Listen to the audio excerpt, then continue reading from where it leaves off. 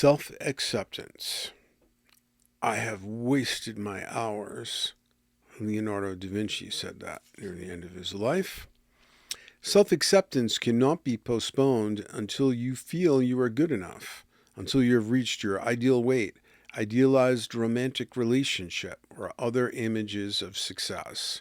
Even if you achieve such things, you would need to keep the cyanide capsules close at hand because any of those things can be taken away. When will you be good enough to accept yourself? Some people don't accept themselves until they're on their deathbeds, and even at the end, many are filled with self-loathing and self-rejection. Just before he died, Leonardo da Vinci said, "I have offended God and mankind because my work did not reach the quality it should have." Perfectionists hold themselves to standards they would not apply to others. But such severe self-criticism usually undermines performance. Excessive self-criticism lowers morale and self-esteem, diminishing our enthusiasm for life and the energy and confidence we need to accomplish things.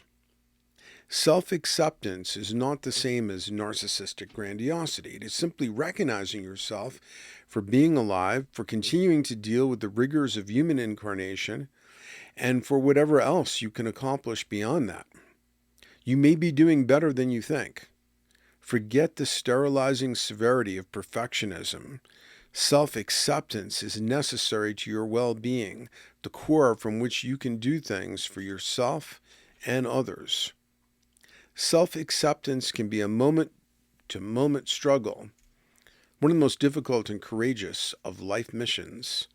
Self-rejection is an enemy of almost infinite form with its myriad masks and moods and self-medicating, self-sabotaging seductions. But you are the only self you're going to get, and self-acceptance needs to be at your core. According to the I Ching, your primary obligation in life is to work on your relationship with yourself. Get that relationship right, and your relationships with others, the creative process, sex, time, money, body, career, the collective, and cosmos will all be as good as possible. But neglect or reject any part of that relationship, and your relationship with all those things will be accordingly diminished and distorted. You do not need to be perfect to earn self-acceptance. Self-acceptance also means accepting your flaws, shortcomings, and mistakes. For example, I chose to revise this card today, back in the day when I did, well, actually that was yesterday when I revised it, because I felt slightly disappointed in myself.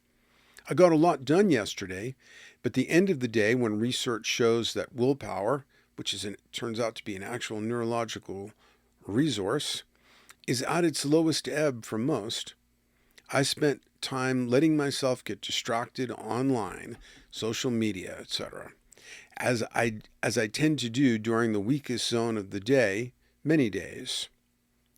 What I do during that time usually has some value, but not enough to justify blowing past the bedtime I need for my sleep cycle and morning writing sessions.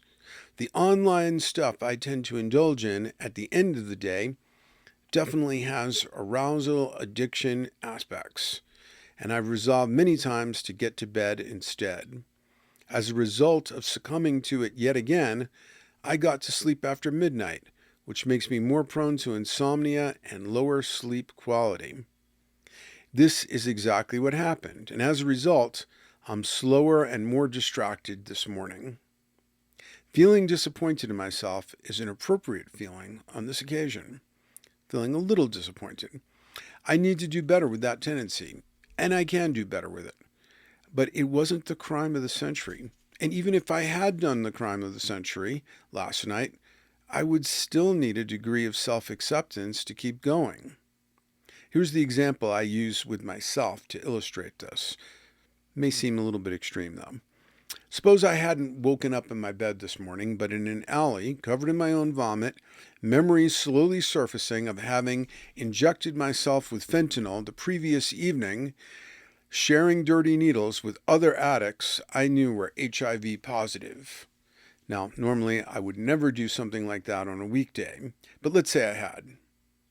I'd be right to be disappointed in myself, but I would still need to accept myself, flaws and all, to keep going and make the best use of whatever was left in my life. There would still be actions I could take to help myself and others. What advice would you give to my alternate self waking up in the alley?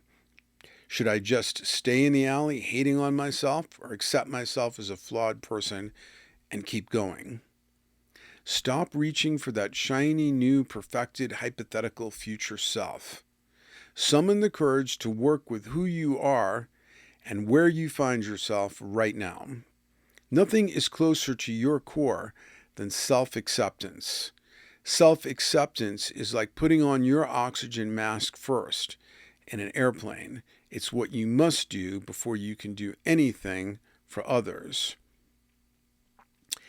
And then you could also consider the card on self-punishment. And here's some of that text from that card. We are so often our own worst enemy, locking ourselves into humiliating habits of self-punishment and abuse. A great principle of common sense is that if you try something that doesn't work for you and you try it again and again and again and it still doesn't work for you, then try something else. One way of defining a neurotic tape loop of thought and behavior is the tendency to do the same thing over and over while continuing to expect a different result than what you've been getting. Often the self-punishment is imposed because of perfectionism. We hold ourselves up to our model of perfection, find ourselves lacking, and abuse ourselves with excessive restrictions or indulgences. Excess asceticism, galling attempts at self-discipline, often lead to their opposite, a self-destructive binge of some sort. Those who don't learn from history are doomed to repeat it, and this is especially true for relationship history and histories of neurotic self-abuse. Don't do anything that compromises your inner dignity. Don't hold yourself up to standards and harsh self-criticism that you wouldn't impose on another person you cared about. Take the occurrence of this card as permission to forgive yourself. Don't punish yourself for having punished yourself. We've all done it, and it is easier to deal with than the fallout of punishing others. If you find that you are criticizing your past performance and saying, I should have done this, I should have done that, stop. Take a deep breath and stop shooting on yourself. Past is past. It does no good to punish yourself. Focus on being impeccable in the present. For example, I gave this example with the alley. Some of this card is a little bit redundant. Okay. And then there's some more links at the end of this card. So it's kind of like in wilderness survival situations, you want to, we're trying to light a fire at night in the extreme cold. You want to build the nucleus of the fire. So if you want to love the world, the nucleus of that fire is self-love. So consider this an auspicious time to turn postponed self-acceptance into self-love in the now ever.